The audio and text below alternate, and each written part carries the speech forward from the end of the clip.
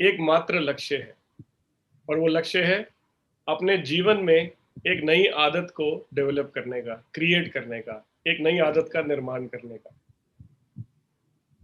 हमारी आदतें हमारे जीवन में बहुत महत्वपूर्ण रोल प्ले करती है, और जब आदतें इंसान को डिफाइन करती है तो हमें एक ऐसी आदत को डेवलप करना चाहिए जो जीवन भर, यहाँ तक कि मैं तो ये बोलूँगा कि इस जीवन के बाद भी हमारे साथ रहे, और इसके द्वारा अर्जित किए हुए जो हमारे शुभ कर्म हैं, हमारे संस्कार हैं, वो हमारे साथ आगे भी जाएंगे।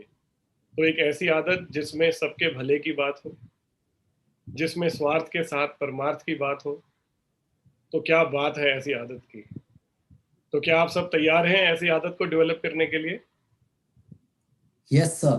ग्रेट। तो मेरे साथ इस कार्यक्रम में मेरी अपलाइन, मेरे गुरु मौजूद हैं, और हमें रोज उनसे बहुत सारी चीजें सीखने को मिलती है। तो पहले हम सब मिलकर चेतन सर को राम राम करते हैं, नमस्कार करते हैं। नमस्कार सर। नमस्ते, प्रणाम। मेरे पूरे गैलवे परिवार को, मेरे गैलवे परिवार के सभी सदस्य, मुझसे छोटे, मुझसे बड़े, मेरे भाई, मेरी बहन, माताएं, दोस्त, उन सबको हाथ जोड़कर मेरा अभिनंदन। जो इस कार्यक्रम, जो ग्लेज का हिस्सा नहीं है और उसके बाद भी इस कार्यक्रम को अटेंड कर रहे हैं, उनका भी अभिनंदन। इस पैनल में जो लोग भी आज उपस्थित हुए हैं, प्रेम और मिलन और राजश्री जी, आपका भी अभिनंदन। रोमश्री जी, आपका भी अभिनंदन, और कुश भाई, आपका भी अभिनंदन। And thank you very much Sarabjit. Please continue with this programme today. Thank you so much sir, thank you. तो रोज की तरह दोस्तों, इस कार्यक्रम को आगे बढ़ाने के लिए मैं रोमश्री जी को इनवाइट करूंगा कि रोमश्री जी आप आए और इस कार्यक्रम को आगे की ओर लेके चलें। धन्यवाद सरबजीत जी, और सबको मेरा राम राम। चेतन जी, कुश, प्रेम, गांधी जी, मिलन जी, राजश्री जी, और जितने भी लोग इस वक्त हमसे जुड़े हुए हैं, हमारे साथ हैं मानसिक रूप से, उन सबको मेरा प्रणाम, गुड मॉर्निंग। और बहुत बहुत धन्यवाद आप सभी लोगों का इस कार्यक्रम को रचने के लिए, बनाने के लिए। तो 17वां दिन है आज, और जैसा सरबजीत जी ने कहा कि हम क्रिएट कर रहे हैं एक नई आदत को और एक नई लाइफ को, एक नए जीवन को। तो मैनिफेस्ट करना ज़रूरी है। जैसे हम हर रोज़ एक लिस्ट बना रहे हैं, तो मुझे लगा सुबह शुरुआत में ही आपको याद दिला दूं कि जो 3 पॉइंट या 5 पॉइंट आपको रोज ऐड करने, वो अभी आप ऐड कर लीजिए अगर आपने नहीं किए हैं, ताकि जब हम मेडिटेशन करें आप वहाँ पर उसको मैनिफेस्ट कर सकें, रच सकें। मैनिफेस्टेशन के बारे में थोड़ा सा मैं आपको बताना चाहती हूँ जो ज़रूरी है आपके लिए, क्योंकि ये 40 दिन, एक एक दिन आपके लिए बहुत इम्पॉर्टेंट है। और ये इस तरह से है जैसे आप कोई एक बहुत सुंदर पेंटिंग बना रहे हैं, अपने जीवन की पेंटिंग, और उस पेंटिंग को आप कैसे सजाना चाहते हैं, कौन कौन से एलिमेंट उसमें आप लगाना चाहते हैं, आप अपना परिवार का कैसा रूप चाहते हैं, आप अपना स्वास्थ्य कैसा चाहते हैं, यहाँ तक कि आप अपनी स्किन को कैसा चाहते हैं, आप किस तरह के कपड़े पहनना चाहते हैं, आप किस तरह का भोजन करना चाहते हैं, किस तरह की वायु को आप सांस लेना चाहते हैं, किस तरह का मौसम आप चाहते हैं, किस तरह का व्यापार, अपना काम चाहते हैं, किस तरह की टीम चाहते हैं, किस तरह के हाउस हेल्प चाहते हैं जो आपके घर में आपको मदद करते हैं काम में। तो कोई भी चीज़ आप इसमें नहीं छोड़ें, हर छोटी चीज़। और मैं चाहूँगी आप छोटी चीज़ें पहले लिखें, बड़ी चीज़ें भी लिखें, मगर छोटी छोटी चीज़ें ना भूलें। जैसे आपको कोई पर्टिकुलर जूता चाहिए तो वो लिख लीजिए। उससे क्या होता है, छोटी चीज़ें जल्दी मैनिफेस्ट हो जाती हैं, और आपके अवचेतन मन को एक बहुत बड़ी पावर मिलती है कि अगर मैंने ये क्रिएट कर लिया तो मैं बड़ी चीज़ें भी क्रिएट कर लूँगा। अगर उस लिस्ट में से आपकी 50-60 चीज़ें जल्दी क्रिएट हो गई तो आपके अवचेतन मन को बहुत बड़ा साहस मिलता है और विश्वास मिलता है। तो जितनी देर में आपको ये बता रही हूँ, आप सुनते भी रहिए, और जो मन में आए वो आप लिख भी लीजिए अपनी लिस्ट में। और ये जो लिस्ट है इसका होना निश्चित है, वो होगा ही। सिर्फ वो चीज़ें नहीं होंगी जिसके प्रति आपके अवचेतन मन में कोई डर है, अविश्वास है, जो छुपा हुआ है। जब हम कुछ नया क्रिएट करते हैं तो मैंने शायद कल बताया था कि डर, अविश्वास, ये सब खलबली पैदा करते हैं आपके अंदर। हमारे परिवार में जो हमने पहले जिया है, पुरानी यादें, हमारे माता पिता की बचपन की यादें, वो तक हम पर आज भी प्रभाव डालती हैं। तो अगर पहले संघर्ष देखा है तो आप अगर अब लिखेंगे कि कंफर्टेबल लाइफ या समृद्धि, तो कहीं ना कहीं वो यादें जो हैं वो आपका बाधक बनेंगी। तो इस पूरे कार्यक्रम में हम उन डर को, शक को भी रिलीज कर रहे हैं, ताकि आप नई जो पैटर्न है अपने माइंड में वो क्रिएट कर पाओ। तो रोज आप अपने अवचेतन मन से बातचीत कर रहे हो, communication with your subconscious mind. और इसमें 2 चीजें और याद रखनी है आपको, एक्ट एंड प्रे, यानी आपको प्रार्थना भी करनी है और उस पर काम भी करना है।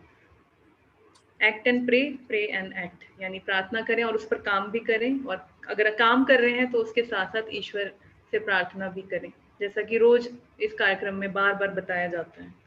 थीटा मेडिटेशन जो हम थीटा मस्तिष्क तरंगों में बार बार जा रहे हैं, अभी तक अगर आप पहले दिन से कर रहे हैं हमारे साथ या पिछले 3 दिन से भी कर रहे हैं, तो 2 स्लीप साइकिल, यानी जब आप 2 रातें पूरी पूरी सो जाते हो और उस दौरान आप दिन में 1 बार थीटा भी कर रहे हो, तो 2 स्लीप साइकिल में आपका जो ब्रेन है वो थीटा मस्तिष्क तरंगों से अट्यून हो जाता है, मतलब वो वहीं रहना लगता है ज्यादातर। और जब वो वहीं रहने लगेगा तो आपकी रचनात्मक शक्ति बहुत अधिक बढ़ जाएगी, आपको बहुत अच्छे आइडियाज आने लगेंगे। तो आपने देखा होगा, अगर आप किसी बोर्ड रूम में हो या किसी स्क्रीन के सामने हो, किसी व्हाइट बोर्ड के सामने हो और आपको कुछ आइडियाज लाने हैं माइंड में, तो वो कहीं ना कहीं ब्लॉक होने लगते हैं। पर आप कल्पना करो, आप एक किसी प्राकृतिक स्थान पर चल रहे हो, पहाड़ों में चल रहे हो, चारों तरफ जंगल है, आपको मिट्टी की खुशबू आ रही है, तो अचानक बहुत ग्रेट आइडियाज आपको आने लगते हैं अपने काम के बारे में, अपने परिवार के बारे में, दूसरों के लिए अच्छे आइडियाज आने लगते हैं।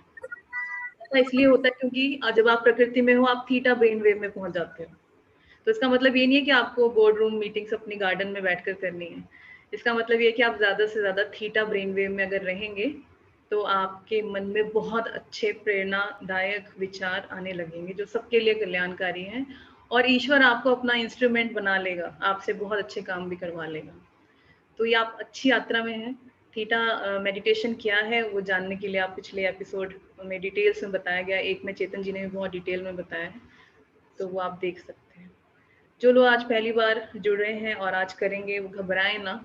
कल चेतन जी ने कहा था कि ज्ञान ऐसा है जैसे झरने से आप पानी लेते हैं और आगे दे देते हैं, तो ये झरना रोज वैसा ही रहेगा और आपको ऊर्जा मिलेगी ही मिलेगी। तो घबराएं ना, आपको सिर्फ फॉलो करना है मेडिटेशन को और आप पहुंच जाएंगे उस तल पर आराम से। और इस पूरे मेडिटेशन के दौरान आपका एक ही उद्देश्य है, अपनी ऊर्जाओं को जितना हो सके ऊपर की ओर खींचना। चाहे आपको कुछ महसूस हो या ना हो, महसूस हो रहा है, दिख रहा है, बहुत अच्छी बात है, कुछ नहीं दिख रहा है वो भी बहुत अच्छी बात है, आपको सिर्फ ऊपर की ओर ऊर्जाओं को ले जाना है। तो कर लें आप थीटा मेडिटेशन। आई होप आपने अपनी लिस्ट में कुछ पॉइंट आज और ऐड किए हैं, और लिखना ज़रूरी है, उन्हें लिख के, मैं भी आपके साथ रोज बैठती हूँ तो लिखती हूँ 3-4 पॉइंट, तो लिखना ज़रूरी है। और रोज नए पॉइंट लिखें, दोहराएं ना, रिपीट ना करें। पूरी लिस्ट हम रोज वहां पर सबमिट कर देते हैं ईश्वर के तल पर। तो आप आराम से बैठ जाएं, आंखें बंद, कुछ देर के लिए अपने साथ आ जाएं, एक संकल्प से, अपनी इच्छा शक्ति से, कि ये इस प्रक्रिया में मैं पूरे अपने साथ रहूंगा और इस प्रक्रिया में सफलतापूर्वक इस प्रक्रिया को करूं। जिस भी शक्ति में आपका यकीन है उन्हें याद करें और उन्हें प्रार्थना करें कि इस पूरी प्रक्रिया में मुझे ऊर्जा दें, मेरा सहयोग करें, ताकि मैं अपने जीवन को रच सकूं सबसे उच्चतम और बेहतर तरीके से। इस भाव के साथ 3 गहरी सांसें, नाक से अंदर और मुंह से बाहर, सारी पॉजिटिव ऊर्जाएं अंदर और सारी नकारात्मक ऊर्जाएं बाहर।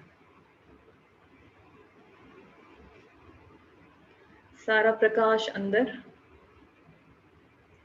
और सारा अंधकार बाहर। इस ब्रह्मांड में उपलब्ध सारा बेशर्त प्रेम अंदर, और वो सब कुछ जो प्रेम नहीं है आपके सिस्टम से बाहर। धीरे धीरे सामान्य सांसों की ओर लौटाएं। मन को आदेश दें कि आपके हृदय चक्र में आ जाए और इस प्रक्रिया में फोकस्ड रहें। और अब अपने मन को अपने पूरे शरीर से गुजारते हुए अपने पैरों में ले आए। अपनी सभी ऊर्जाओं को पैरों के तलवे में महसूस करें। अगर मन भाग रहा है उसे और पकड़ कर लाएं, पूरी ऊर्जाएं इकट्ठी कर लें, आप कर सकते हैं। और तलवों से धरती में प्रवेश कर जाएं, मदर अर्थ में।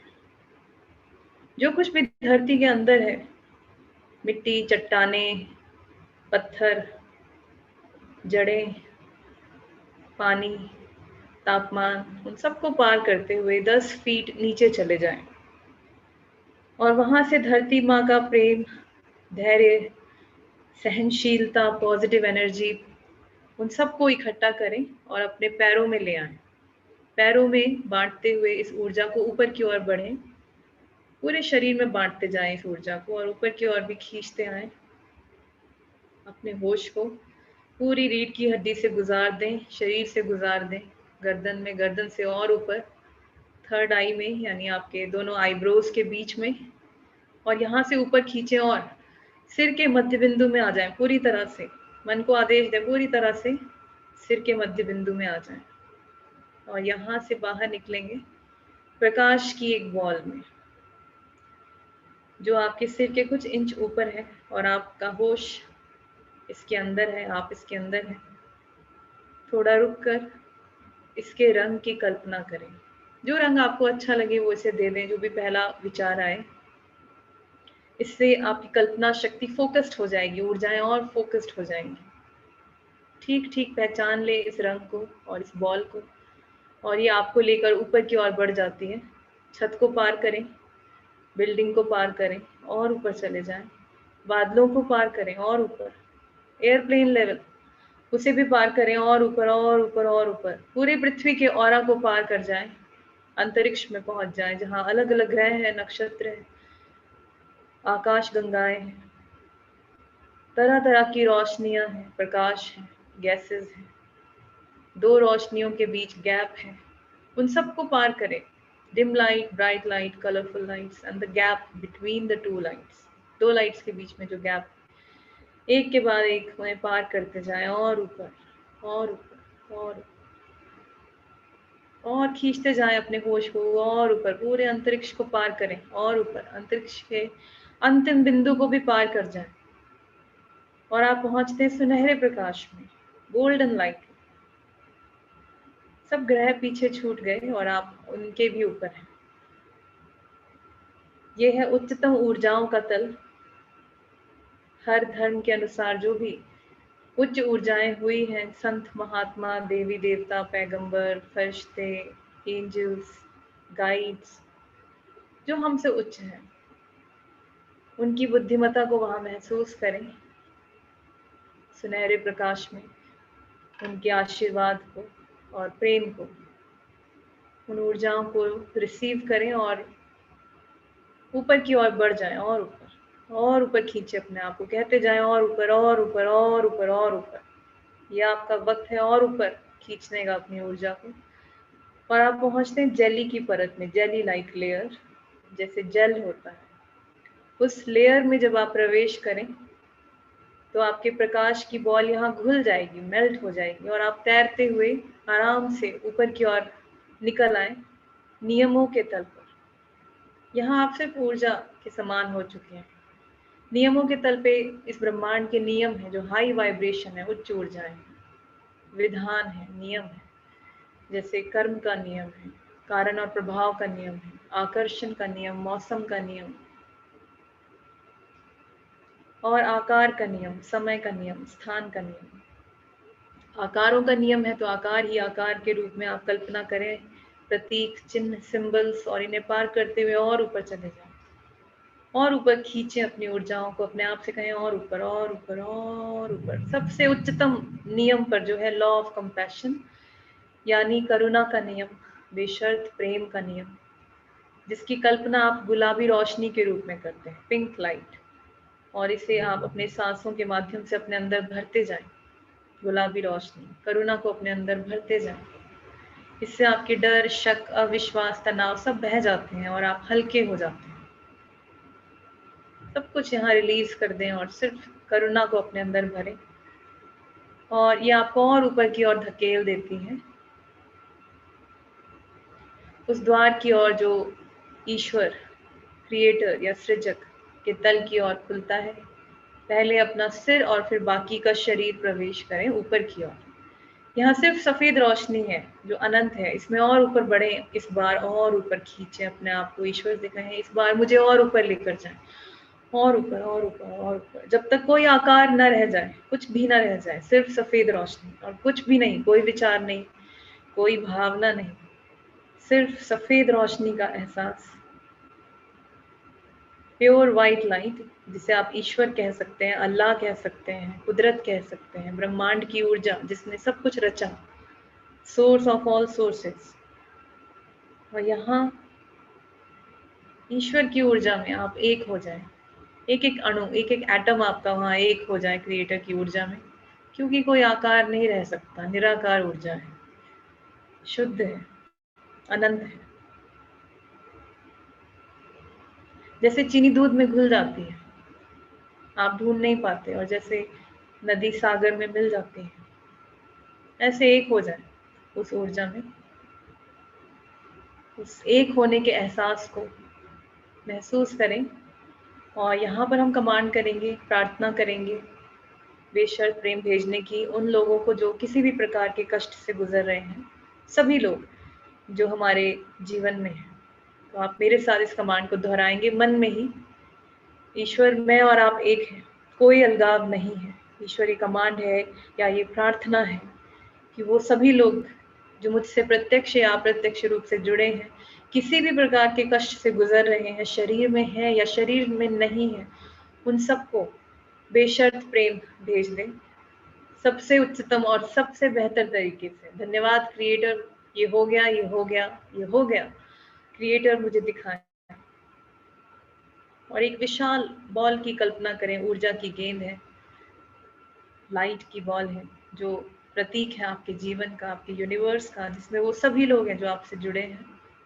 उसमें प्रवेश करें और दृष्टा हो जाए, दर्शक हो जाए। इसमें आप स्वयं भी हैं, आपका परिवार भी है, आपका घर भी है, आपके वर्क प्लेस, ऑफिस, आपके पेट्स, आपके दोस्त, रिश्तेदार, आपके phone book contacts, WhatsApp groups, वो सभी लोग जो आपसे उम्मीद रखते हैं, वो सभी लोग जिनको शायद आप ना जानते हो मगर किसी तरीके से जुड़े हैं, जो कष्ट में है, जो शरीर में है या शरीर से बाहर है, सभी इन सबको ईश्वर की ऊर्जा से बेशर्त प्रेम, जो कि शक्तिशाली ऊर्जा है, जिसमें सब कुछ स्वस्थ करने की ताकत है, उस ऊर्जा को भरता हुआ आप महसूस करेंगे साक्षी भाव से। कुछ समय के लिए आप मेरी आवाज नहीं सुनेंगे, जो ईश्वर चाहे वो आपको महसूस कराएंगे। बिल्कुल दृष्टा हो जाए, दर्शक हो जाए।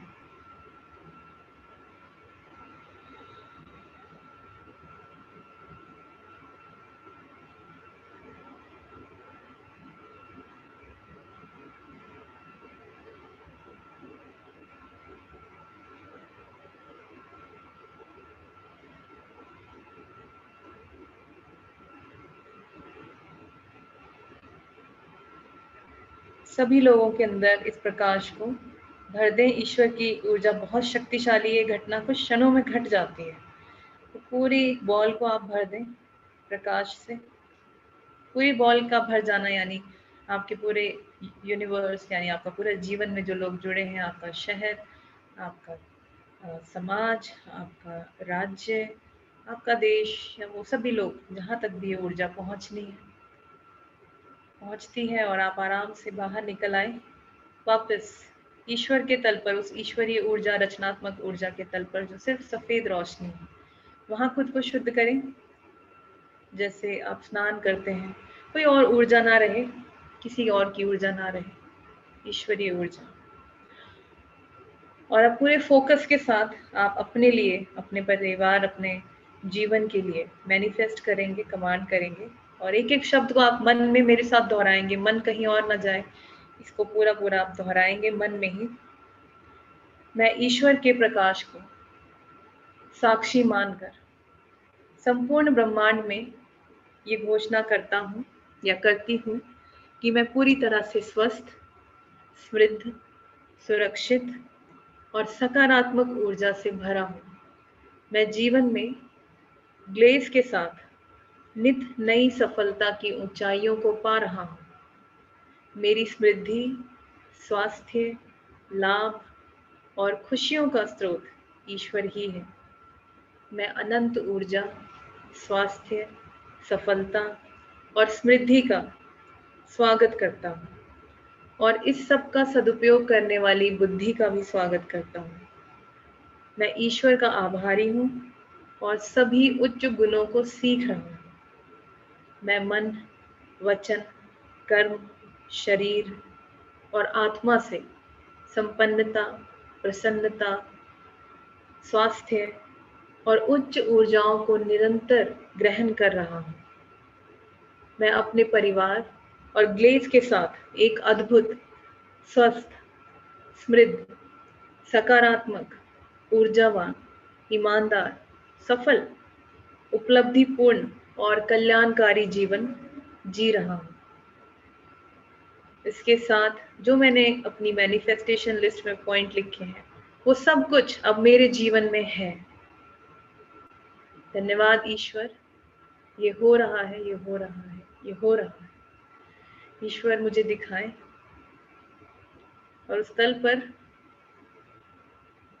ऐसे जिए जैसे ये सब हो चुका है, आप प्राप्त कर चुके हैं। समृद्धि, स्वास्थ्य, लाभ, सद्बुद्धि और वो सब चीजें जो आप चाहते हैं, वो सब अनुभव जो आप चाहते हैं, जिए उन्हें थोड़ी देर के लिए,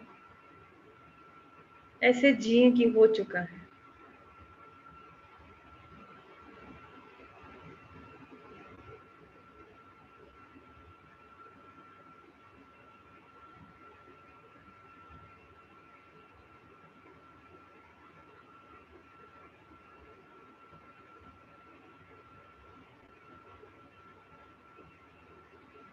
बहुत अच्छा, बहुत सुंदर। और अब आप ईश्वर से पूछ सकते हैं आपकी 3 उपलब्धियां इस नए जीवन में, नई ऊर्जा और नई बुद्धिमत्ता जो आप रोज प्राप्त कर रहे हैं।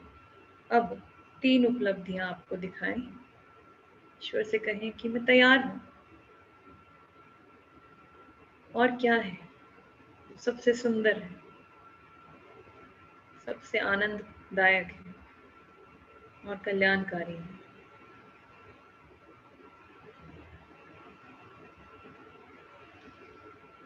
आप असीमित ऊर्जा है उसी भाव से आगे बढ़े और दूसरी उपलब्धि पूछें।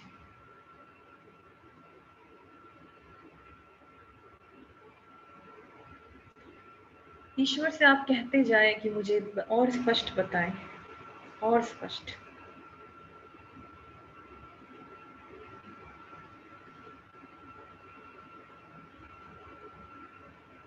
कुछ समय के लिए आप मेरी आवाज नहीं सुनेंगे। आप पहली, दूसरी, तीसरी उपलब्धि ठीक ठीक ईश्वर से पूछेंगे स्पष्ट रूप से और उसका मेंटल नोट बना लेंगे।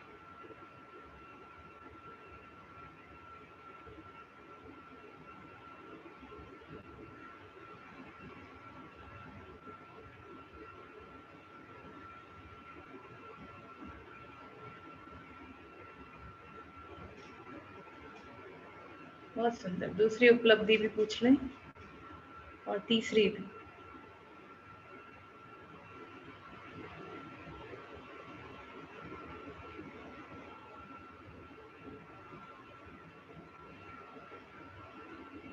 बहुत ही सुंदर। तीसरी भी पूछ लें, क्लियर एकदम।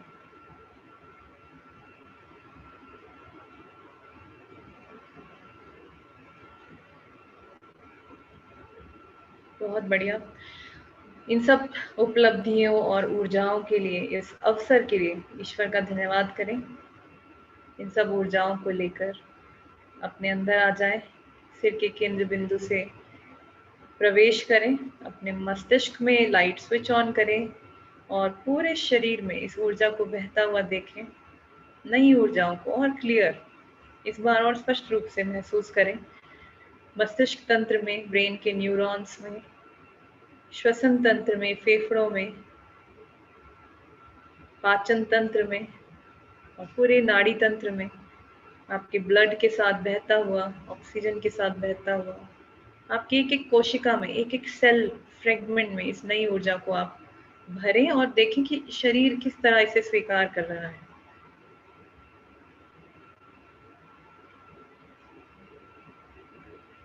बहुत ही अच्छा। और अब पैरों में पहुंच जाएं, पैरों से धरती में प्रवेश करें। धरती में जो कुछ भी है उसे महसूस करते हुए 10 फीट नीचे फिर से धरती माँ का धन्यवाद दें। धरती माँ ईश्वर का ही अंग है, इस जीवन के लिए जो एक अवसर है उसके लिए धन्यवाद। और वहाँ से पॉजिटिव ऊर्जा लेकर फिर से पैरों में और पूरे शरीर में बांटें इस ऊर्जा को। कोई जगह खाली ना बचे। यदि शरीर में कहीं कष्ट है तो वहाँ ज्यादा प्रकाश को भरता हुआ देखें। सिर के केंद्र बिंदु में पहुंचे और यहाँ से बाहर पूरे ऑरा में अपने इस ऊर्जा को भर दें, चारों ओर शरीर के अपने ऊर्जा चक्र में। और एक भाव करें कि मेरा ऑरा पॉजिटिव है, मजबूत है, शक्तिशाली है, सुरक्षित है। और कोई भी ऊर्जा यदि इसे छूती है तो वो पॉजिटिव ऊर्जा में ही बदल जाती है। उन सभी दृश्य और अदृश्य शक्तियों का बहुत बहुत धन्यवाद जिनकी वजह से आज हम सब यहाँ पर हैं। और ईश्वर का धन्यवाद। धीरे धीरे आंखें खोल लें, वापस आ जाएं। और जब आंखें खोलें तो एकदम से बातचीत नहीं करेंगे, इस ऊर्जा को डाइजेस्ट करें, इसके साथ रहें। आंखें खुलती हैं मगर आप फिर भी कनेक्टेड हैं ईश्वर से। और थोड़ा सा पानी ज़रूर पी लें अगर पॉसिबल है। उससे जो आपने अभी रचा वो भौतिक शरीर में भी ऐसे रजिस्टर हो जाएगा जैसे हो चुका है। किसी तल पे ये घटना घट चुकी है, बस आपको उससे गुजरना है फिर से साक्षी भाव से।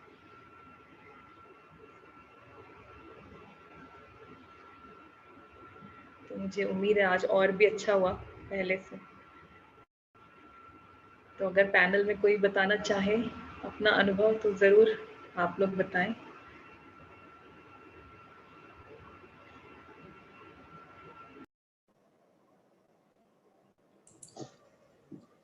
जी, कौन पहले बता रहे हैं?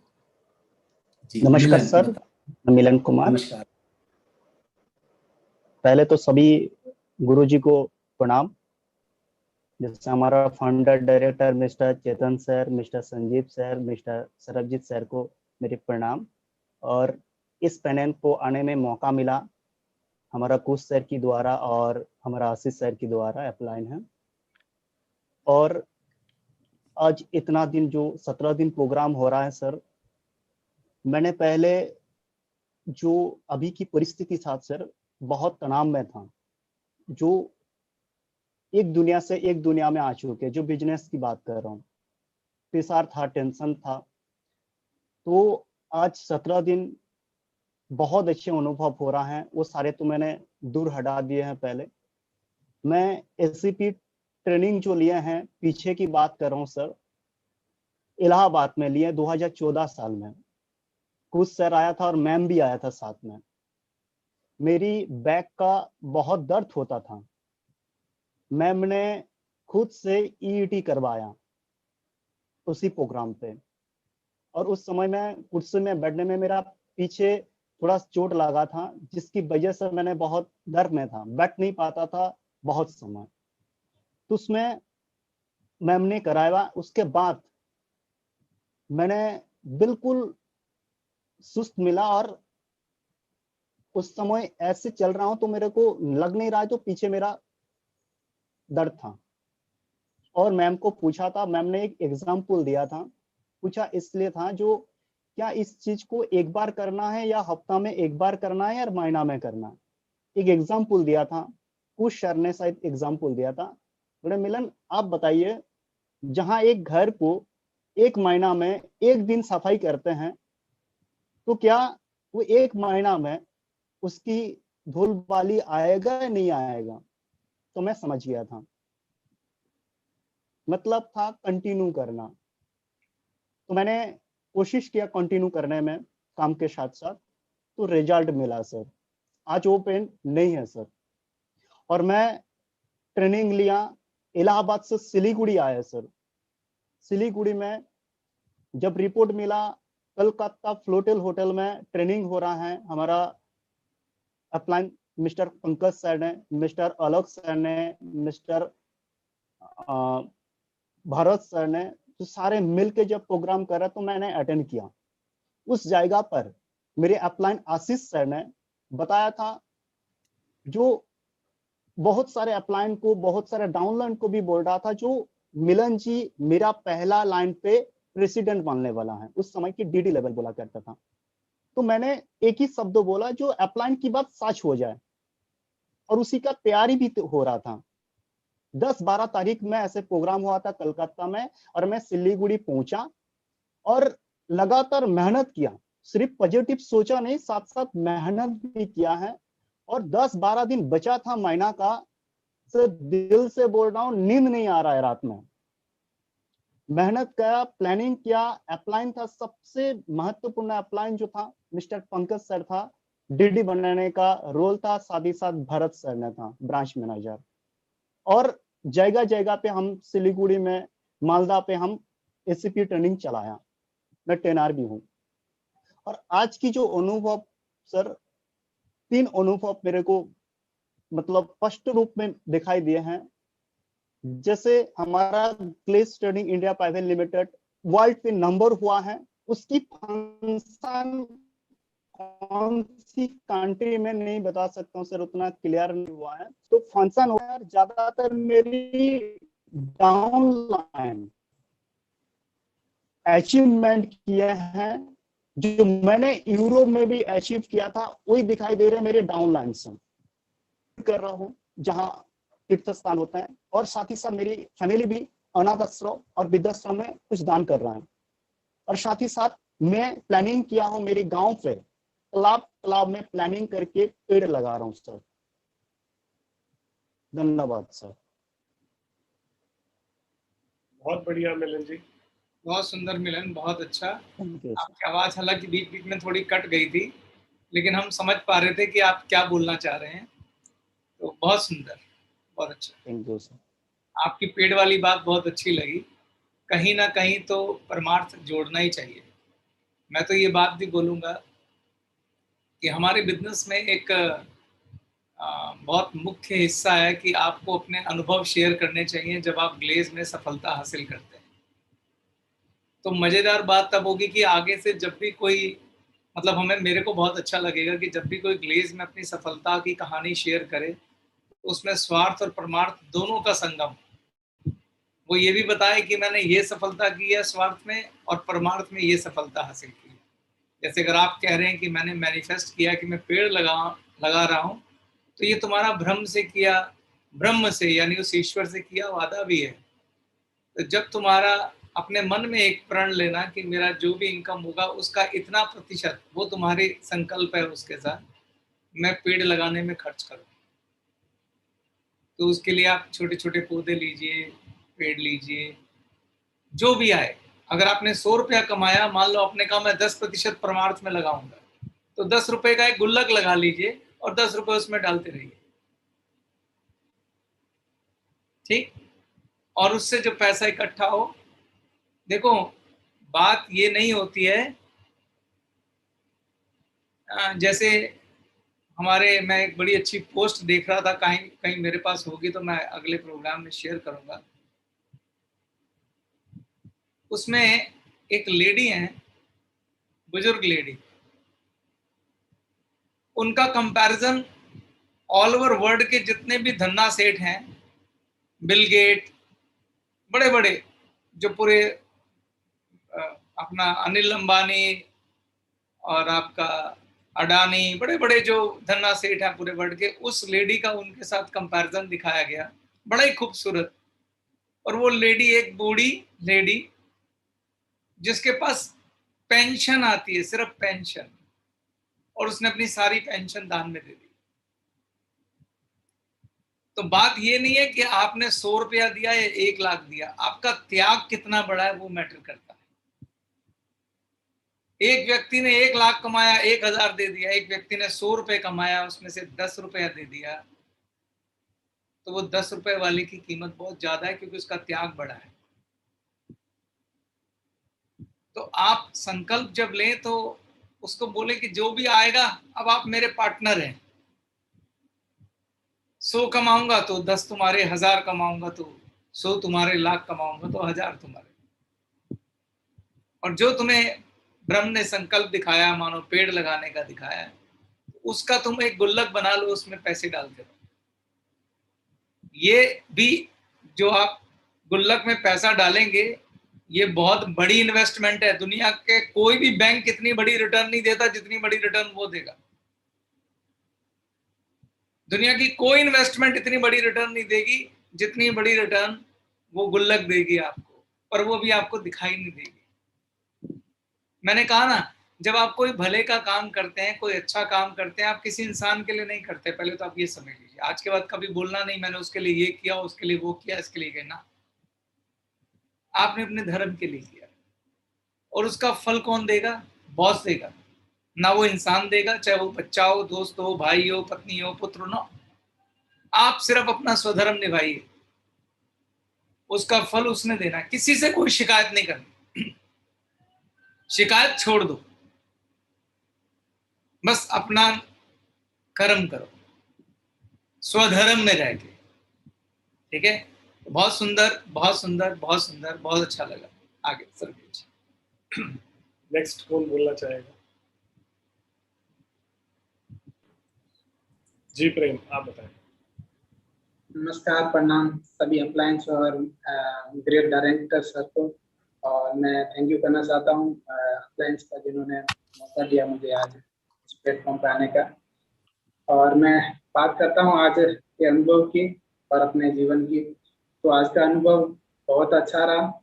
और मैं SCP का एक बार जयपुर में भी मैंने अटेंड की थी SCP ट्रेनिंग, और जोधपुर में भी मैंने ट्रेनिंग अटेंड की थी।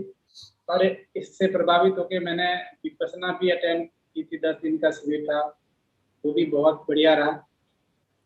जैसे आज 3 पॉइंट की बात करूं मैं, तो 3 पॉइंट में पहले तो मैंने अपने आप को एक लग्जरी लाइफ जीते हुए एक महसूस किया।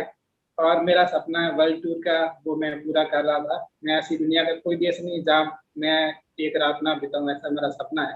तो ये सपना मेरा साकार होता हुआ मुझे फील हुआ। और दूसरा सपना है कि मैंने एक संस्था का निर्माण किया जहाँ पर छोटे बड़े सारे दुनिया के काम हो रहे, किसी की मदद करना वगैरह सब कुछ। वो संस्था भी बहुत अच्छे से काम करी, वहाँ पर सब लोग मिलके बहुत बड़ा योगदान दे रहे हैं। मैं भी अपनी तरफ से, और कंपनी के तरफ से भी बहुत सारे साथी हैं, वो भी सपोर्ट करते हुए लोगों की मदद करने में।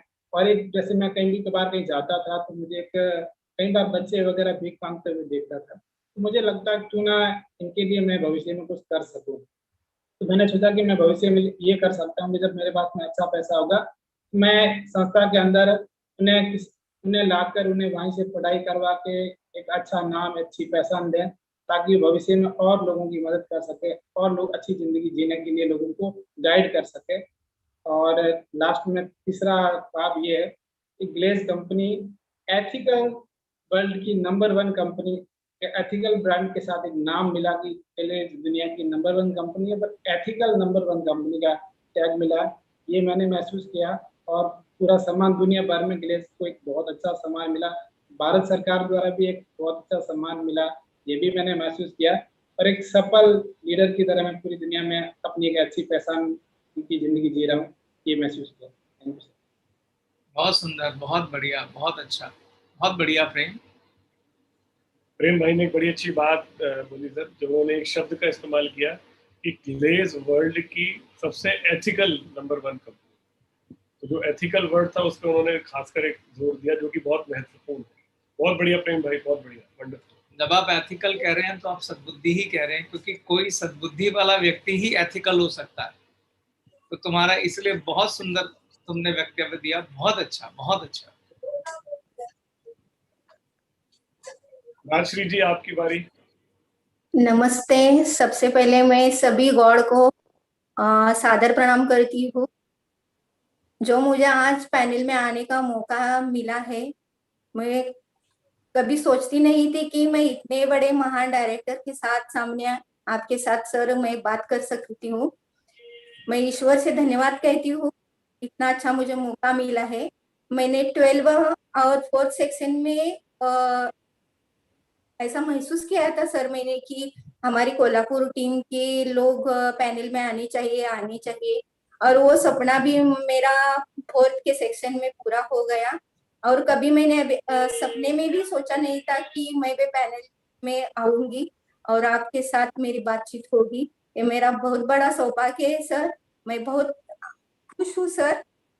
कुछ मैं शब्दों में बयान नहीं कर सकती सर। और सर जो मेरी आज की 3 जो मैंने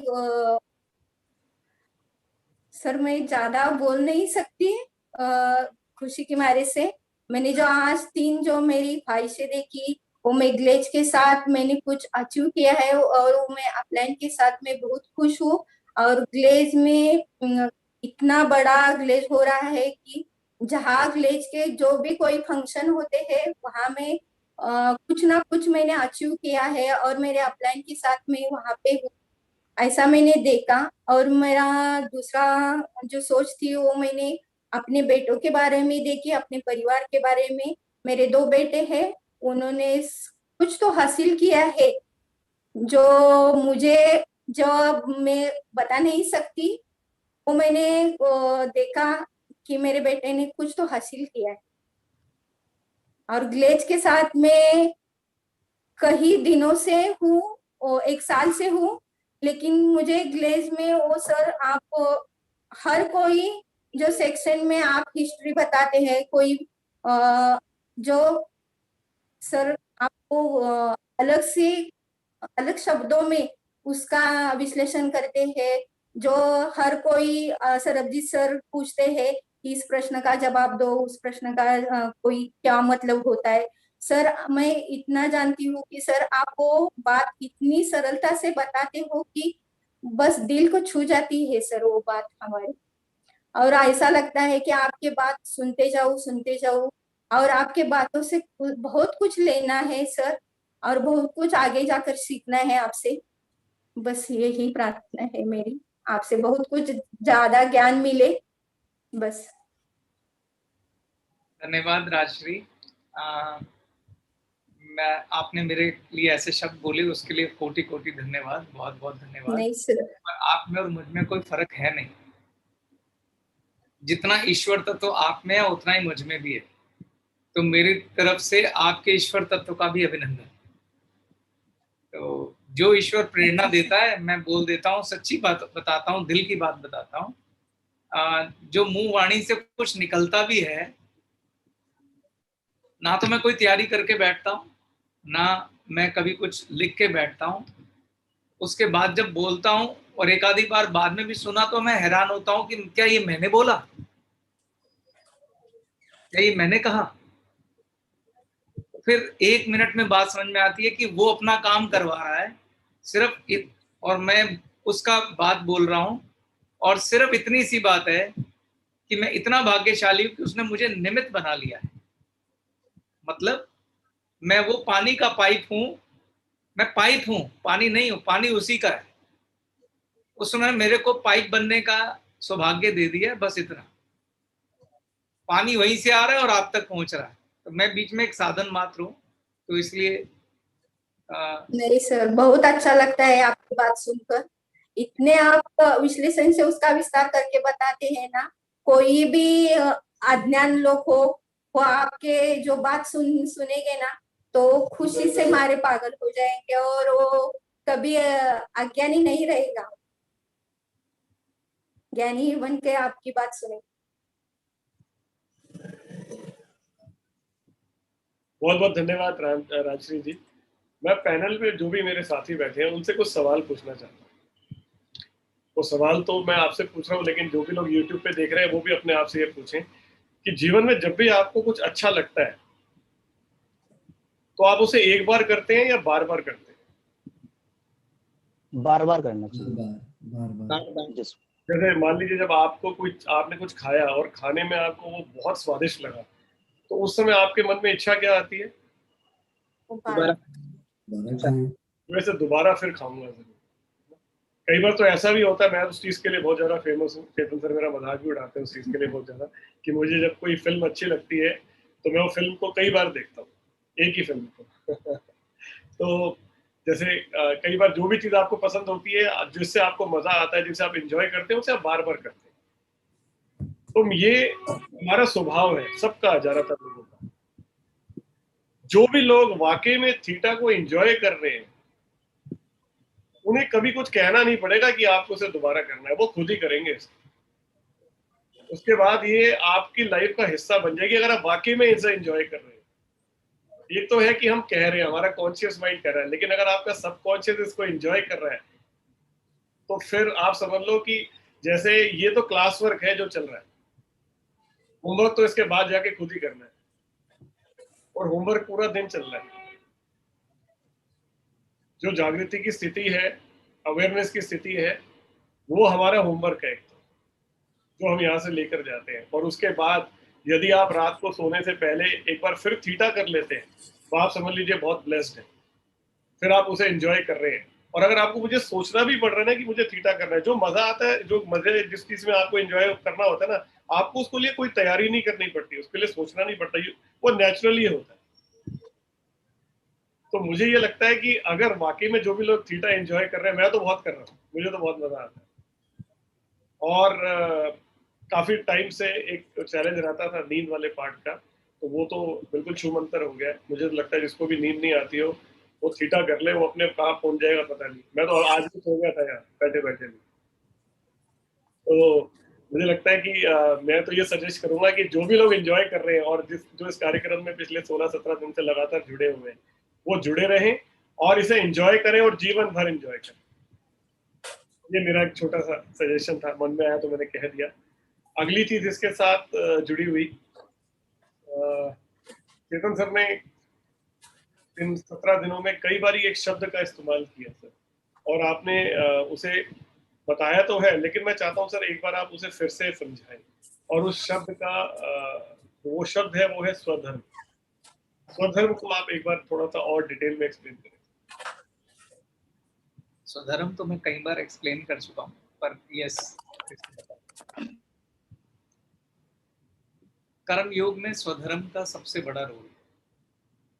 पहले स्वधर्म का मैं संधि विच्छेद कर देता हूँ। स्व मतलब मेरा, धर्म मतलब मेरा कर्तव्य। स्वधर्म मतलब मेरा कर्तव्य। इस सृष्टि में, इस ब्रह्मांड में कोई भी ऐसा नहीं है जिसका अपना कोई स्वधर्म नहीं हो।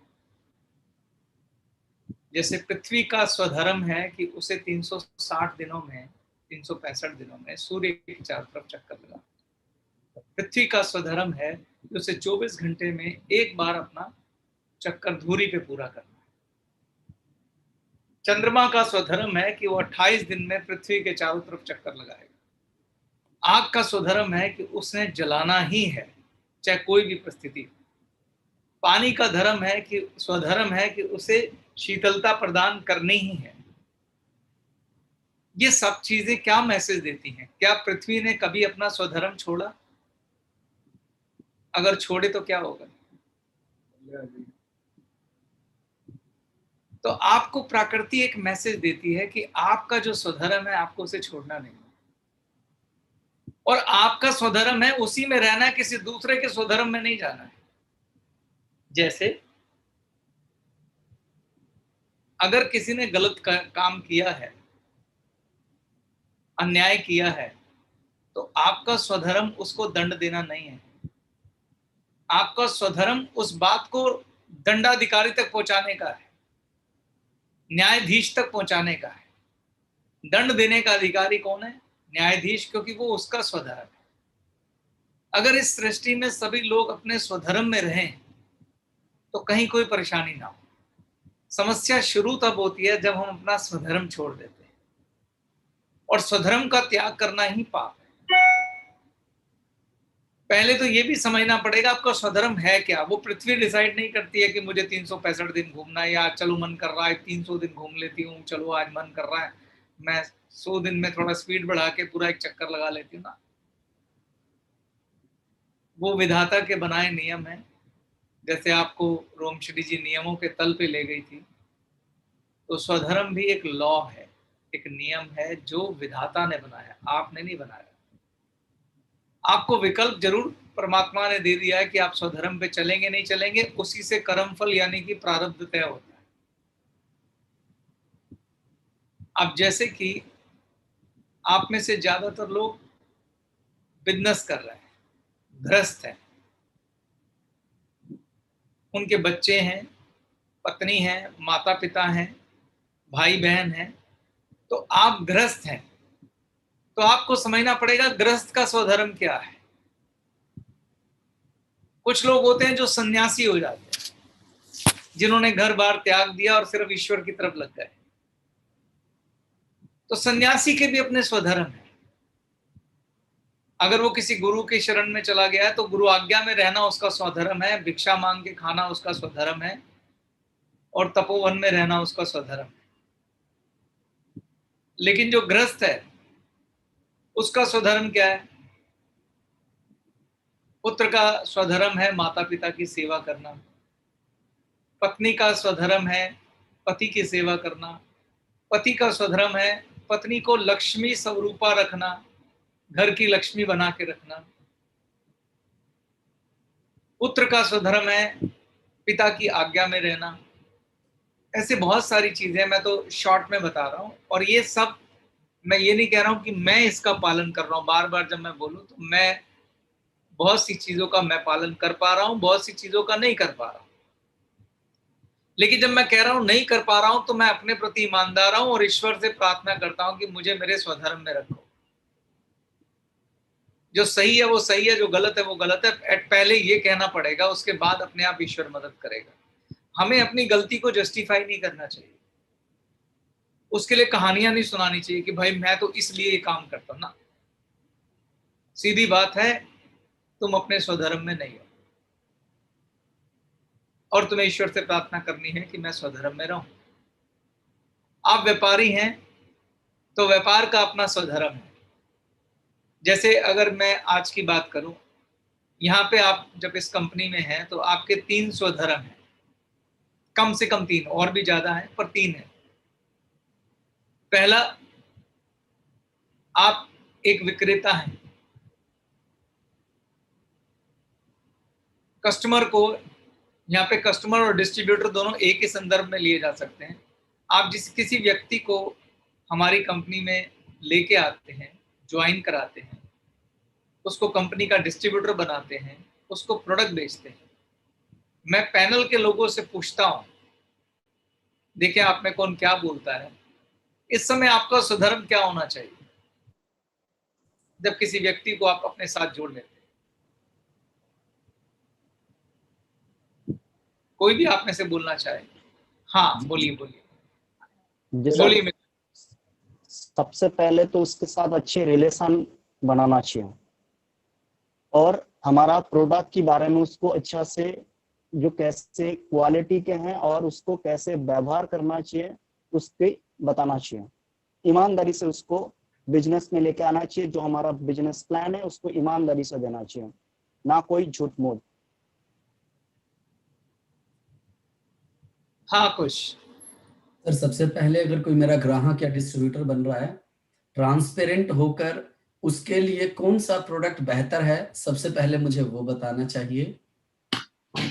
ट्रांसपेरेंसी के साथ हमारा बिजनेस प्लान हमें उसे बताना चाहिए। तो साफ स्वच्छ मन से, जैसे जो बात मिलन ने भी बोला, हमें सब कुछ उसको स्पष्ट तरीके से बताना चाहिए।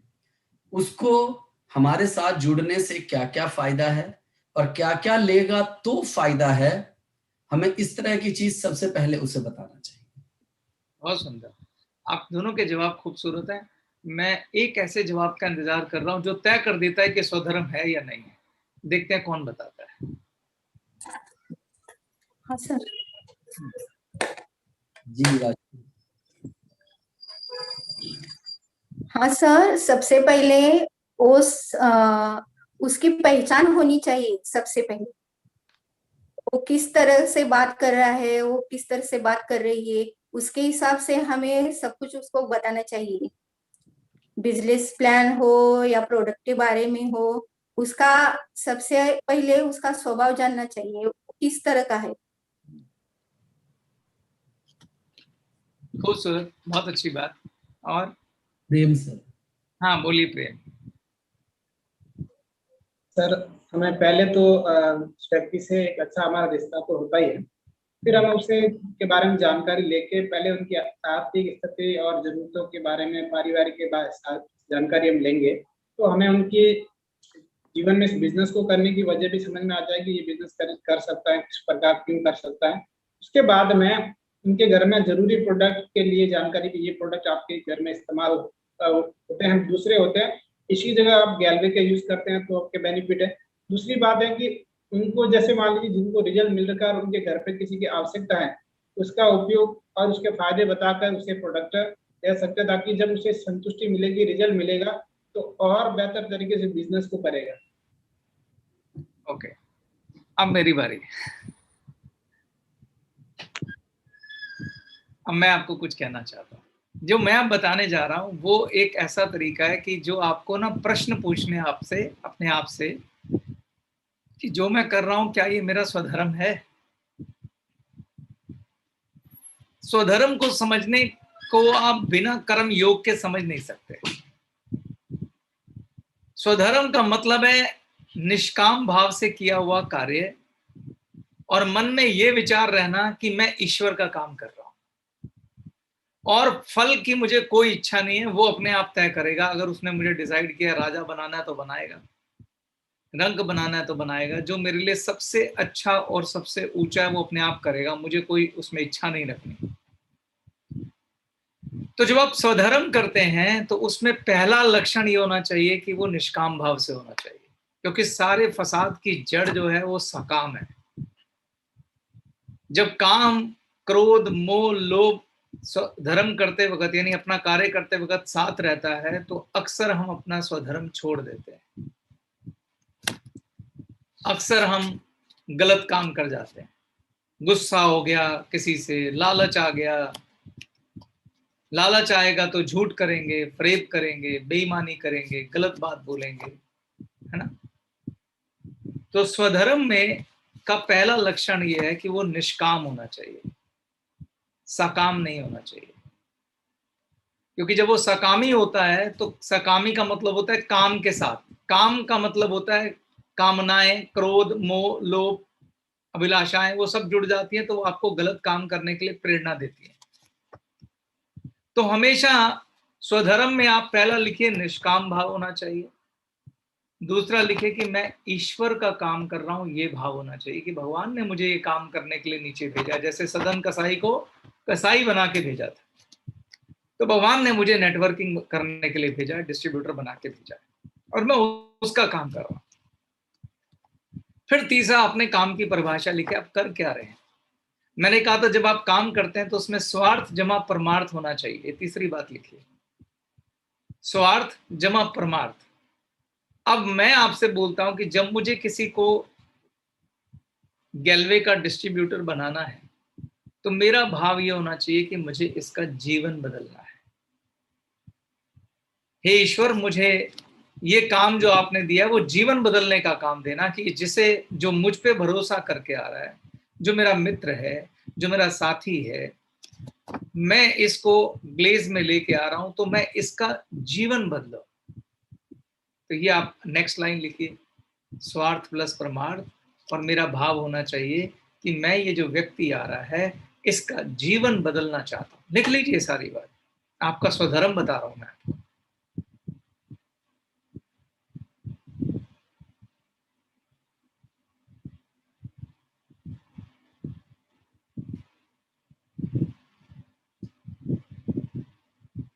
अब जीवन कौन बदल सकता है, ज्ञान कौन दे सकता है, सिखा कौन सकता है। जीवन बदलने के लिए सिखाना पड़ेगा। तो कौन जीवन बदल सकता है। अगर आप किसी को जल पिलाना चाहते तो आपके हाथ में जल होना चाहिए कि नहीं होना चाहिए? होना चाहिए सर। तो पहले हमें खुद पे काम करना पड़ेगा, तभी हम किसी का बदल सकते हैं। Yes sir. तो इसलिए आपको सारा ट्रेनिंग एजुकेशन लेना ग्लेज का, वो आपका पहला स्वधर्म है कि पूरा ग्लेज का ट्रेनिंग एजुकेशन सब लूंगा, ये मेरा स्वधर्म है। किसी को भी सिखाने से पहले, बुलाने से पहले, ताकि मैं अज्ञानता में किसी के साथ गलत ना कर दूं। और जब मैं ग्लेज का ट्रेनिंग लूंगा तो उसके आगे एक और वर्ड लिख लेना, शुद्ध ट्रेनिंग लूंगा। शुद्ध ज्ञान लेना बहुत जरूरी है। ग्लेज का शुद्ध ट्रेनिंग लूंगा। क्यों बोल रहा हूं मैं ऐसा? क्योंकि हो सकता है कोई ऐसा हो जो ट्रेनिंग दे रहा हो मगर वो स्वधर्म में ना हो, वो सकामी हो और आपको अपने फायदे के लिए गलत ट्रेनिंग दे रहा हो। तो ये निश्चित करना कि आपके पास शुद्ध जल आया है, शुद्ध ट्रेनिंग आया, ये आपका काम है। नहीं तो आप अशुद्ध जल लेंगे, खुद भी अशुद्ध पिएंगे, आगे भी अशुद्ध पिलाएंगे, तो आपसे अधर्म हो जाएगा।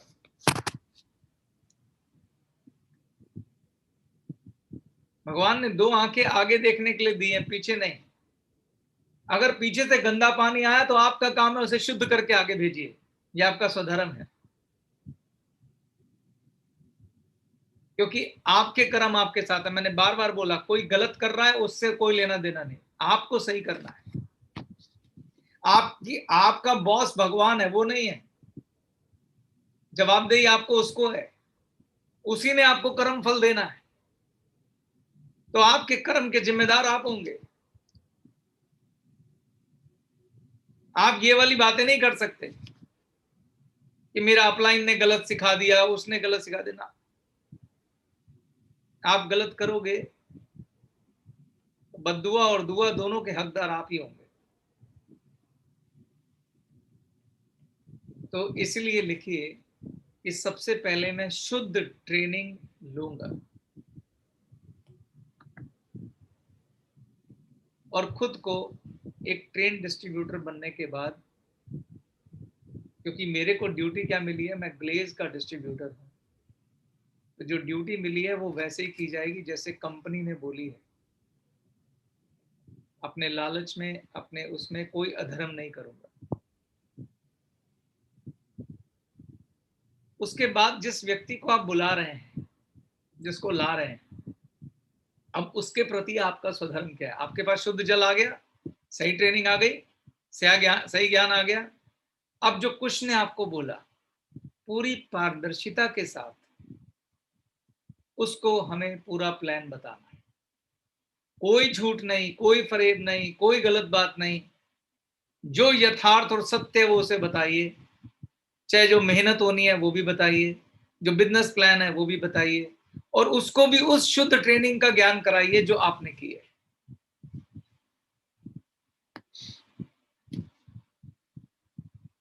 आपको मालूम नहीं है कि दुनिया का सबसे बड़ा काम होता है एक शिक्षक बनना, क्योंकि शिक्षक जो है वो दीपक जलाता है, लोगों के जीवन में ज्योति जलाता है।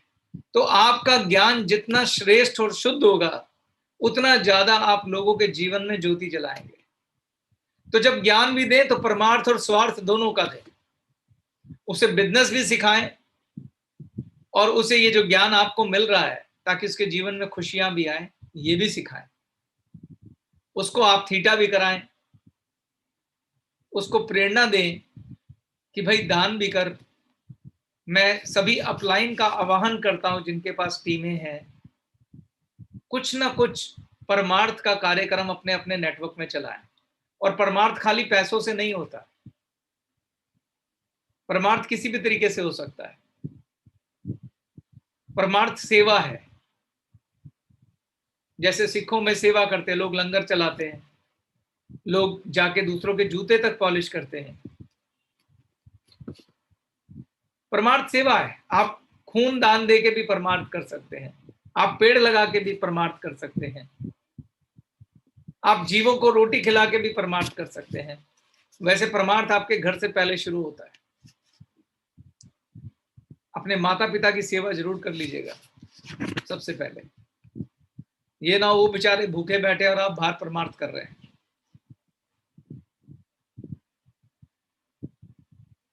आपका कोई भाई और आपकी कोई बहन भूखी बैठी है और आप बाहर परमार्थ कर रहे हैं।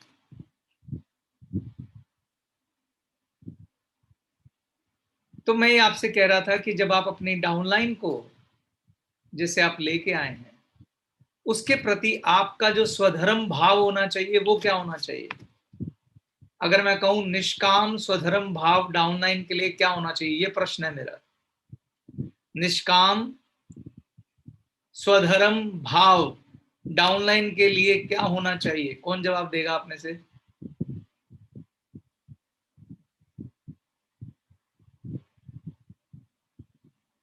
आपकी डाउनलाइन के प्रति आपका भाव क्या होना चाहिए, इसका कोई जवाब दे पैनल में से। हाँ बोलिए प्रेम। उन्हें सही जानकारी देके एक अपने जिस प्रकार से पहले तो हमें खुद को अपने आप को तैयार करना, ट्रेंड करना है, और उसके बाद में उससे भी सही जानकारी देके एक सफल इंसान बनाना, जिस प्रकार से हम जहाँ तक पहुंचे उनसे वहां तक पहुंचाना। बहुत सुंदर प्रेम, बहुत अच्छी बात।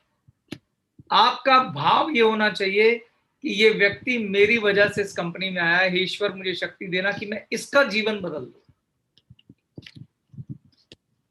जब आपके नीचे डाउनलाइन है तो हमेशा आपका ये भाव रहना चाहिए, इसको प्रमोशन दिला दो। ये नहीं कि तू बिजनेस कर ताकि मुझे प्रमोशन मिले, ये सकाम हो जाएगा।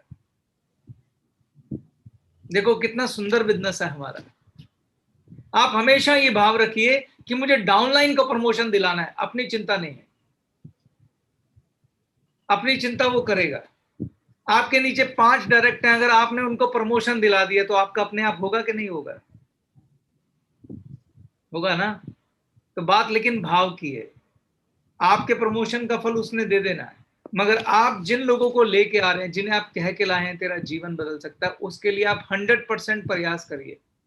सिर्फ उसके प्रमोशन के लिए, चाहे आपकी एक ही लेग चल रही हो, उसके प्रमोशन के लिए प्रयास करिए। अपना फायदा नुकसान मत देखिए, आपका फायदा नुकसान वो तय करेगा। ये आपका स्वधर्म है, क्योंकि कोई आपकी वजह से यहां आया है, कोई आपके कहने से इस कंपनी में आया है, कोई दोस्त, कोई मित्र, कोई साथी जिसने आप पे भरोसा किया वो आया है। तो आपका स्वधर्म बनता है कि पहले उसके बारे में सोचें, अपने बारे में नहीं। अपने बारे में अपने आप सूझ जाएगा।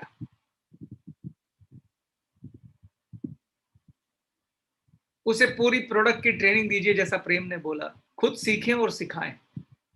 पूरा प्लान का ट्रेनिंग दीजिए, काम कैसे करना है, हाथ पकड़ के उसको काम कराइए, क्योंकि यहाँ पे आप उसके साथी भी हैं, टीचर भी हैं और बिजनेस भी कर रहे हैं। तो ये आपका स्वधर्म है। तो स्वधर्म के जो गुण हैं उसमें क्या है? निष्कामता होती है, यानी उसमें सकामता नहीं होती है, और ईश्वर का काम कर रहा हूं ये सोच के करना होता है, और स्वार्थ प्लस परमार्थ का कॉम्बिनेशन होता है। दूसरे के भले के बारे में सोचना है, अपने फायदे के बारे में नहीं सोचना है। अपना फायदा अपने आप हो जाएगा। स्वधर्म में शिकायत की जगह बचती नहीं है। जब आप स्वधर्म में होते हैं, स्वधर्म का मतलब अपना धर्म, उसमें शिकायत की जगह नहीं बचती। जैसे मैंने आपको एक बड़ा सुंदर स्टोरी सुनाई थी, दोबारा सुना देता हूं क्योंकि मुझे मालूम है कुछ कहेगा दोबारा सुना दो। वो स्टोरी है साधु और बिच्छू की, याद होगा आप सबको। एक्चुअली सेम स्टोरी अलग अलग जगह पे कहने से बात जरा आसानी से घुस जाती है दिमाग में। हमें अपने धर्म में रहना, हमें दूसरे के धर्म से अपना धर्म तय नहीं करना है। दूसरा अगर अधर्मी है, इस वजह से मैं भी अधर्मी हो जाऊं, ये सही नहीं है। मुझे स्वधर्म में रहना ही है।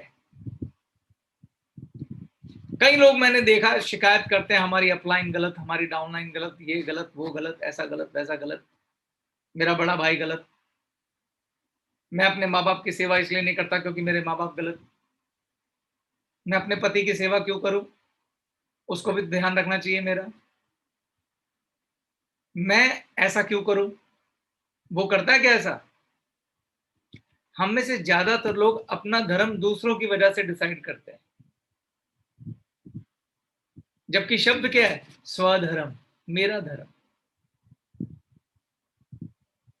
तो मेरे धर्म पे मुझे रहना है, दूसरा कुछ भी करता हूं, क्योंकि स्वधर्म में जो डेफिनेशन है, आप दूसरे के लिए काम नहीं कर रहे हैं, आप किसके लिए कर रहे हैं? बॉस के लिए कर रहे हैं। बॉस कौन? ईश्वर, अल्लाह, परमात्मा, परमेश्वर, वाहिगुरु, वो उसका काम कर रहे हैं। फिर जब उसका काम कर रहे हैं, दूसरे के काम से अपना काम क्यों डिसाइड कर रहे हैं आप? वो उसके फल उसके पास रहेंगे, आपके फल आपके पास रहेंगे। आप कौन से पुण्य कर्म अपने शेयर करने वाले हैं उसके साथ? नहीं करने वाले ना। आपका पुण्य आपके साथ रहेगा।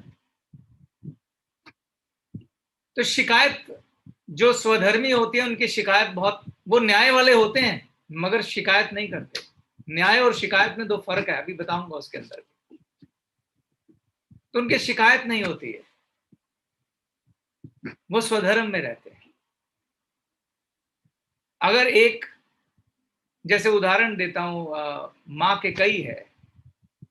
केकई तो आप सब जानते होंगे, जिन्होंने राम को वनवास दिया था 14 वर्ष का, वो राम जी की सौतेली माँ थी। वो अपने स्वधर्म में नहीं रही, वो सकामी हो गई। और सकामी क्यों हो गई? मैंने मालूम था, बताया था आपको कि जब मोह हो जाता है, काम क्रोध मोह लोभ, वो आपको सकामी बनाता है। तो उन्हें किस चीज का मोह हो गया था? पुत्र मोह हो गया था। और पुत्र मोह में वो सकामी हो गई। वो अपना मातृ धर्म भूल गई, वो अपना राज धर्म भूल गई, और उन्होंने राम को वनवास दे डाला। तो वो, उन्होंने अधर्म किया। लेकिन क्या राम ने किया? राम ने उन्हें मां के लिए, मां की तरह जो सम्मान देना था वो देते रहे। लेश मात्र भी उन्होंने अपना धर्म नहीं छोड़ा। वरना लोग कह देते हैं वो अपने बेटे को बनाना चाहती है, जब वो नहीं कुछ ऐसा करी, तेरे को सुनने की क्या जरूरत है? तू अड़ा रहे, तेरे को राजा बनना चाहिए। ऐसे ही होता है ना।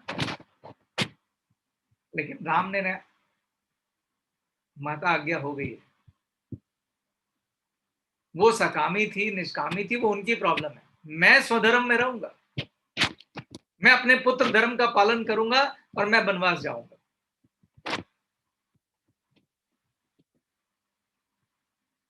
तो किसी और के अधर्म से आप अपना धर्म तय मत करिए।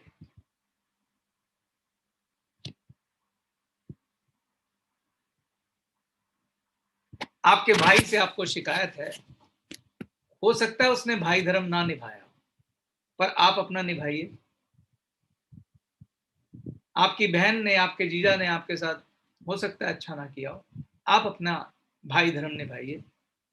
हो सकता है आपको माता पिता से शिकायत हो, क्योंकि बुजुर्ग लोग थोड़े से, जब आप बुजुर्ग होंगे आपको समझ में आ जाएगा, कई बार ऐसी चीजें करते हैं, क्योंकि उनकी मान्यताओं में और आपकी मान्यताओं में बहुत फर्क है, पूरा जनरेशन गैप होता है। तो कई लोग अपने माता पिता से चिढ़ जाते हैं, गुस्से में आ जाते हैं। तो मैं आपसे कहूंगा नहीं आना चाहिए। आप अपना पुत्र धर्म मत छोड़िए। वो कुछ भी कहें, वो गाली दें, गलोच दें, डांटें, मारें, फटकारें, बद्दुआ दें, आप अपना पुत्र धर्म मत छोड़िए। आप अपने सेवा करिए उनकी। ठीक इसी तरह से कुछ भी हो रहा, आप अपना अपलाइन का धर्म मत छोड़िए, आप अपनी डाउनलाइन का धर्म मत छोड़िए। आपकी अपलाइन अच्छी नहीं है, आप उसका सम्मान करना बंद मत करिए। अपलाइन ने आपको अच्छा नहीं सिखाया, कोई बात नहीं, आप शुद्ध ज्ञान ढूंढिए और डाउनलाइन का भला कीजिए। शिकायत नहीं। अब शिकायत और न्याय में फर्क है, क्योंकि जब मैं कहता हूं शिकायत नहीं करना, इसका एक और मतलब भी निकलता है कि कोई गलत कर रहा है तो उसका गलत सहते नहीं क्या? कोई घटिया कर्म कर रहे हैं तो उसका क्या घटिया कर्म सहते रहे? नहीं, ऐसा नहीं कहा मैंने। मेरा शिकायत से मतलब है कि दूसरे की वजह से आप अधर्मी मत होइए, मगर जो अधर्मी है उसे न्याय के कटघरे में खड़ा करने का अधिकार आपको है।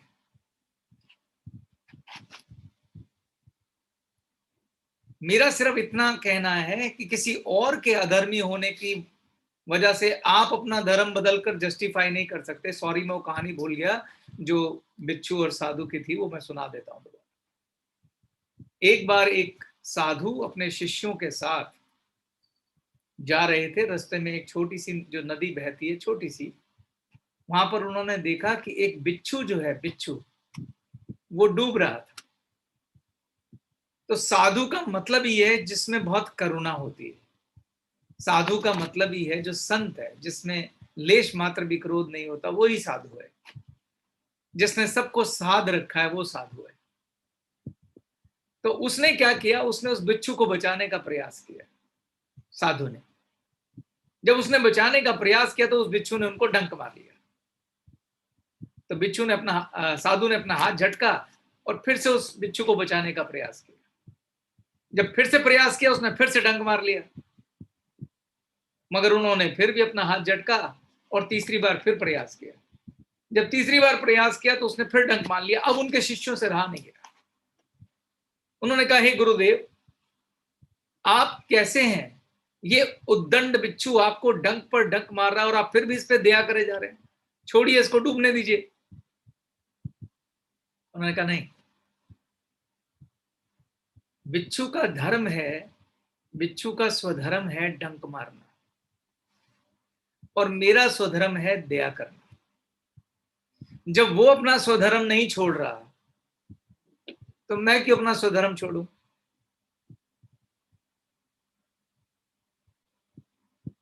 तो किसी और के स्वधर्म छोड़ने की वजह से या किसी और के स्वधर्म की वजह से आपको अपना धर्म नहीं छोड़ना चाहिए। आप अपने पुण्य कर्म चालू रखिए। अगर आप चाहते हैं कि ईश्वर और विधाता आप पे और आपके परिवार पे हमेशा मेहरबान रहे, तो आप अपना स्वधर्म मत छोड़िए। जैसे मैंने ऐसे ही मजाक में, एक मित्र से बात हो रही थी तो मैंने उनको उनकी पत्नी से बोला कि, मैंने कहा, जब ये घर आते हैं तो आप इनका स्वागत करते हैं, अच्छे से खाना वाना खिलाते हैं इनको, ऐसा करते हैं वैसा करते हैं। तो उन्होंने उसके ऊपर रिवर्स कंडीशन डाल दी, इनसे पूछो ये ऐसा करते हैं, ये वैसा करते हैं, इन्होंने ऐसा किया है। तो ऐसा बहुत नॉर्मल है। उन्होंने भी आगे वापस कह दिया, अरे ये ऐसा करती है क्या, ये वैसा करती है। हमें इसमें नहीं पढ़ना है कि कौन क्या करती है, कौन क्या करता है। आप अपना स्वधर्म पहचानिए, क्योंकि जब आप काम कर रहे होते हैं तो आप पति के लिए नहीं कर रहे हैं, याद रखिए बात। आप ये कहेंगे कि मुझे उसने एक पत्नी बना के भेजा है और मैं जो पति सेवा कर रही हूं वो उसके कहने के हिसाब से कर रही हूं। जैसे रावण कैसा भी था, मंदोदरी जैसी धार्मिक स्त्री कोई भी नहीं हुई। उसने अपना धर्म कभी नहीं छोड़ा।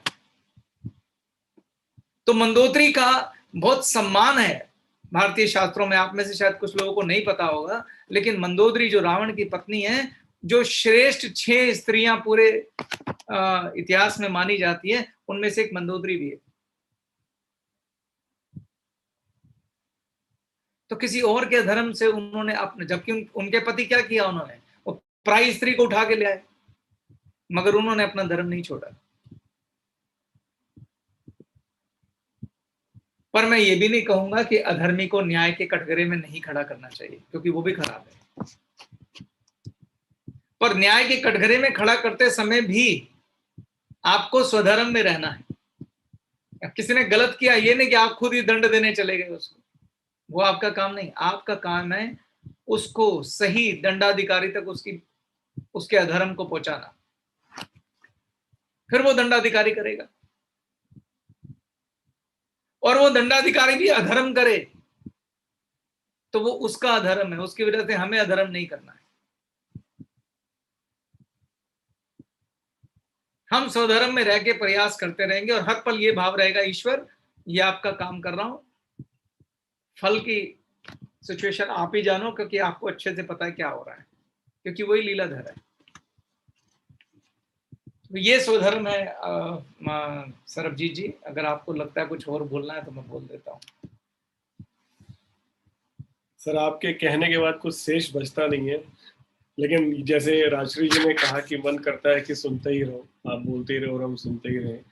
तो आपने बहुत शॉर्ट में एक अपलाइन और डाउनलाइन वाली जो बात है वो आपने कही है। मुझे लगता है कि किसी दिन और समय हुआ तो उसको थोड़ा सा और डिटेल में सर इस पे बात करने का मुझे और मन है, कि जो स्वधर्म है एक अपलाइन का, जैसे मैंने 2 दिन पहले भी एक बात कही थी सब लोगों को कि जो भी लोग अपलाइंस हैं और लीडर है हमारे बिजनेस में, ये उनका कर्तव्य है कि इस कार्यक्रम में वो भाग लें, क्योंकि एनर्जी हमारे बिजनेस में ऊपर से नीचे की ओर जाती है। जब आप खुद अपनी डाउनलाइन के लिए सद्बुद्धि मांगेंगे, जब आप खुद अपनी पॉजिटिव एनर्जी मिलकर एक साथ एकत्रित करके अपनी डाउनलाइन के लिए लगाएंगे, तो जो आप अपना फर्ज है वही निभा रहे हैं। आप किसी के लिए कुछ नहीं कर रहे, आप अपना फर्ज निभा रहे। तो चेतन सर का यहाँ होना, मेरा यहाँ होना, कुछ का यहाँ होना, और जो भी लोग अपलाइन के रूप में रोज जुड़ते हैं, वो अपना कर्तव्य पूरा कर रहे हैं एक अपलाइन होने का, क्योंकि जो एनर्जी हम सबको मिलकर देनी चाहिए अपनी डाउनलाइंस के लिए, वो इस कार्यक्रम के जरिए हम लोग पहुंचा रहे हैं, ऐसा मुझे लगता है। बहुत सुंदर, बहुत अच्छी बात कर, बहुत बढ़िया, बहुत अच्छी बात कर रहे हैं। वैसे आपको शॉर्ट में बता देता हूं कि आपका स्वधर्म क्या है। कंपनी द्वारा दी हुई सभी ट्रेनिंग जब आप अटेंड करेंगे तो उसमें जो मार्गदर्शन है वो आपका स्वधर्म ही है। लेकिन अगर हम अपने लालच में, ग्रीड में, फायदे में उन चीजों को बदल के, उसका मुख बदल के, उसकी बात बदल के मिस रिप्रेजेंटेशन करते हैं, मैनिपुलेशन करते हैं, वो अधर्म है। हम आपको कभी अधर्म करने के लिए प्रेरणा नहीं देंगे। और ये बिजनेस ऐसा है कि हम कंट्रोल नहीं कर सकते, हम नियंत्रण नहीं कर सकते, हमें नहीं मालूम किसने क्या बोला आगे, लेकिन हम आपको प्रेरणा दे सकते हैं कि आप अधर्म मत करिए। तो चुनाव आपको करना है कि आप कैसा जीवन जीना चाहते हैं, कैसा धन चाहते हैं, सौभाग्य लक्ष्मी या चंचल लक्ष्मी। तो कोशिश करिए जीवन में सौभाग्य लक्ष्मी आए, क्योंकि आप जिनके लिए कर रहे हैं ना, वो आपका परिवार, वो आपकी संतान, आपको नहीं मालूम कि आपका स्वधर्म उनको कितनी खुशियां देगा, कितना आनंद देगा, कितना खूबसूरत जीवन देगा। यही नहीं, आगे के जन्म भी तर जाएंगे। स्वधर्म बहुत बड़ी ताकत है, बहुत बड़ी ताकत। स्वधर्म कोई साधारण शब्द नहीं है। और मैं आपको बार बार ये भी कह रहा हूं कि मैं भी अभी स्वधर्म में नहीं रहता हूं, इतना आसान नहीं है स्वधर्म में रहना। पर मैं दिन रात प्रार्थना जरूर करता हूं, जब मैं मेडिटेशन में भी जाता हूं तो मैं कहता हूं ईश्वर स्वधर्म में बनाए रखना। क्योंकि ये जो मन है ना, मन, ये जो कामनाओं से भरा मन है, ये बड़ी जल्दी कब्जा करता है, बहुत जल्दी। थोड़ा सा गुस्सा आया, स्वधर्म गायब। थोड़ा सा लालच आया, स्वधर्म गायब। जब दिखेगा अचानक कि यार इस महीने 50,000 का फायदा हो सकता है अगर मैं ये ट्रिक अपना दूं। ये परीक्षाएं हैं हमारी।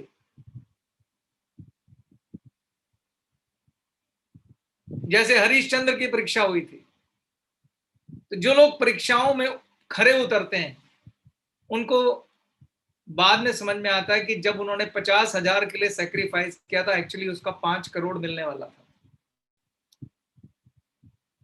आप क्यों नहीं समझते कि जो विधाता है वो आपसे ज्यादा समझदार है और ज्यादा दयालु भी है। आप उसके स्वधर्म में रहिए तो सही। आप एक बात बताइए, बहुत सिंपल सी बात है, छोटी सी बात है, आपको समझ में आ जाएगा। मान लीजिए आप एक बॉस हैं, आपके 3 एम्प्लॉई हैं, आपके नीचे 3 एम्प्लॉई काम कर रहे हैं, मगर उनमें एक एम्प्लॉय ऐसा है जो हर पल हर वक्त वैसा ही करता है जैसा आप चाहते हैं। कुछ भी हो जाए वो आपकी आज्ञा से लेफ्ट राइट नहीं होता। एक एम्प्लॉय ऐसा है वो कभी कभी आपकी आज्ञा में रहता है, कभी कभी नहीं रहता है। और एक एम्प्लॉय है जिसने कसम खा रखी है आपकी आज्ञा के खिलाफ सब कुछ करूंगा। पहला सवाल, आप किसको प्रमोशन देंगे? सबसे ज्यादा प्रमोशन किसे देंगे? जो आज्ञा के अनुसार काम करे। यही स्वधर्म है। बस फर्क ये है कि अभी यहां हम बॉस थे, मगर हमारा असली बॉस ऊपर है, तो उसकी आज्ञा में रह के काम करना है। और उसकी आज्ञा में बहुत साधारण है कि स्वधर्म कैसे पहचाने। 4 गुण है स्वधर्म के। निष्काम, बार बार बोला है मैंने, निष्काम यानी उसमें सकामता नहीं होनी चाहिए, फल की इच्छा नहीं करनी। करुणा रखिए, दूसरे का भला रखिए कि मुझे इसका भला करना है। करुणा में भी स्वधर्म आ ही जाता है। दूसरा हमेशा ही रखिए कि मुझे उसकी आज्ञा में रहना। और कोई सरब जी? बहुत खूब सर, बहुत ही शानदार। तो दोस्तों, ज्ञान और अज्ञान, आप इन दो में से किस रास्ते पे जा रहे हैं या चल रहे हैं, इसे समझना और आसान होता जा रहा है हर दिन, क्योंकि जैसे जैसे हमें सीखने को मिल रहा है तो आप खुद स्वयं ही ये परिभाषित कर पाएंगे कि आप जिस रास्ते पर हैं वो ज्ञान का है या अज्ञान का है। और इसके ऊपर और डिटेल में बातचीत करेंगे क्योंकि पिक्चर अभी बाकी है। आज तो 17 दिन बचे हो गए हैं, सॉरी, और अभी करीब 23 दिन और हमारे पास है इस कार्यक्रम के। ये मैराथन कार्यक्रम जो ईश्वर की कृपा से चल रहा है, उसमें आप सबके जुड़ने का मैं बहुत बहुत धन्यवाद देता हूं और ईश्वर से ये कामना करता हूं कि हम लोग लगातार 40 दिन बने रहें, क्योंकि मैंने कहा ना, आदत का बहुत इंपॉर्टेंट रोल होता है हमारे जीवन में।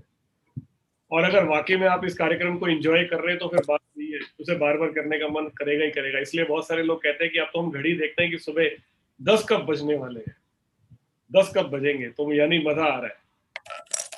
तो मजे लेते रहिए जीवन में, खुश रहे, स्वस्थ रहे, व्यस्त रहे। मिलते हैं कल सुबह 10 बजे नए जोश, नई ऊर्जा के साथ। तब तक के लिए हमारी ओर से नमस्कार। जय हिंद और जय गैलवे। जय गैलवे सर। जय गैलवे सभी। जय गैलवे। Thank you so much Chetan sir, Sarabjeet sir, Rom Shri ma'am. Amazing, actually ये अमेजिंग है सेशन, जहां आज की दुनिया में जहां लोग झूठ, फरेब, गलत चीजें सिखाते हैं या जाने अनजाने में लोग ऐसा कर बैठते हैं।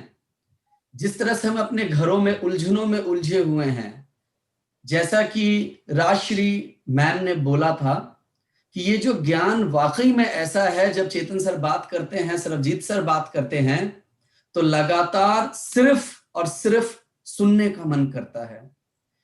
इसका मतलब क्या है? इसका अर्थ ये हुआ कि उनकी हर बात इतनी अर्थपूर्ण होती है, उनके द्वारा सिखाया गया हर शब्द उनके दिल से निकलता है, जो हमारे दिल तक पहुंचता है। तो ये जो ज्ञान हमें मिल रहा है, पूरी तरीके से जिंदगी को बदल देने वाला ज्ञान ही सिर्फ नहीं है, एक साफ मन से दिया जाने वाला ज्ञान है। आप भी पूरे भारत से जुड़े जितने मेरे दोस्त हैं, जितने लोग हैं, मैं सबको अपील करूंगा कि ग्लेस परिवार से जो जुड़े हैं, आप जो देख रहे हैं या जो ग्लेस से नहीं भी हैं, इस ज्ञान को पूरे भारत ही नहीं, पूरी दुनिया में आपके संपर्क के जितने भी लोग हैं उन तक ये ज्ञान पहुंचाएं। 17वां दिन समाप्त हुआ है और बहुत सारी अंदर से स्थिरता, बहुत अच्छा महसूस होना स्टार्ट हो चुका है। मैं कहता हूं, रोज, मैंने सेशन के शुरू में भी कहा था, रोज हमारे जीवन में बहुत उथल पुथल होता है, लेकिन जब हम ऐसे सेशन में बैठते हैं तो एक नया ज्ञान, एक नया समर्पण हम जान पाते हैं करना है। लगातार ऐसा ही ज्ञान मिलता रहेगा। जुड़े रहिए हमारे साथ, हमारे इस चैनल के साथ। अगर सब्सक्राइब नहीं किया है, सब्सक्राइब करें, बेल आइकन दबाएं ताकि नोटिफिकेशन आपको साथ के साथ आता रहे। ट्रेनिंग अच्छी लगी हो तो लाइक का बटन जरूर दबाएं। बहुत बहुत धन्यवाद पूरे भारत और पूरी दुनिया से जुड़ने के, जो ये सेशन देख रहे हैं, ग्लेस या ग्लेस से बाहर सभी लोगों का तहे दिल से बहुत बहुत धन्यवाद। चेतन सर, सरबजीत सर और रोमश्री मैडम, आपको कोटि कोटि नमन, बहुत बहुत धन्यवाद। और बहुत बहुत धन्यवाद मिलन भाई, राजश्री मैम और प्रेम भाई को। आप सबको बहुत बहुत धन्यवाद। तो मिलते हैं हम लोग कल 18वें दिन सुबह 10 बजे। Thank you so much. जय हिंद, जय गैलवे। जय गैलवे। जय गैलवे सर।